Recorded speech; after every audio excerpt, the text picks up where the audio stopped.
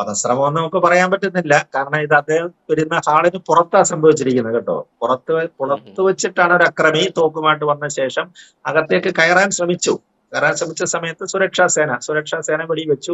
ഇയാൾ 8 റൗണ്ട് വെടിവെച്ചു. ഇയാളുടെ 2 തോക്കുണ്ടായിരുന്നു. തോക്കുമായിട്ട് വന്ന അക്രമിയാണ് 8 റൗണ്ടുകൾ വെടിവെച്ചു. അതിൽ ഓരോ സുരക്ഷാ സേനയിലെ ഒരു ഉദ്യോഗസ്ഥനും വെടിയേറ്റെന്നാണ് പറയുന്നത്. എന്തായാലും അക്രമിയെ കീഴടക്കിയിട്ടുണ്ട്.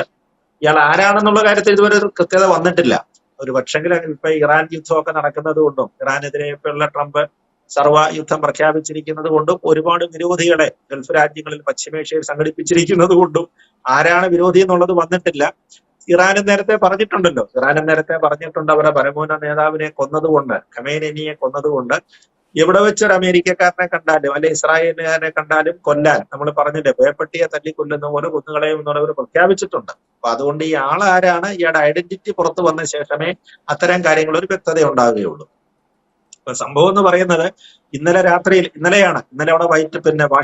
അവിടെ വാഷിംഗ്ടണിൽ വെച്ചിട്ടാണ് ഈ യോഗം നടന്നത്. അവിടുത്തെ അമേരിക്കയിലെ പ്രമുഖരായ എല്ലാ മാധ്യമ പ്രവർത്തകർക്കും ഒരു വിരുന്ന് കൊടുക്കുന്നതിനായിട്ടാണ് ട്രംപ് ഇത്തരത്തിലൊരു യോഗം വിളിച്ചത്. ഒരു സമ്മേളനം വിളിച്ച ഒരു പക്ഷേ അവർക്ക് വിശദീകരിക്കാനും ഉണ്ടാകും. അപ്പൊ ട്രംപ് ഉണ്ടായിരുന്നു, അദ്ദേഹത്തിന്റെ ഭാര്യ ഉണ്ടായിരുന്നു, American vice president JD Vance ഉണ്ട്, അദ്ദേഹത്തിന്റെ കുടുംബമുണ്ട്, ഇതിൽ അമേരിക്കയിലെ ഏറ്റവും മുതിർന്ന എല്ലാ പ്രധാനപ്പെട്ട ഉദ്യോഗസ്ഥന്മാരും ഉണ്ടായിരുന്നു.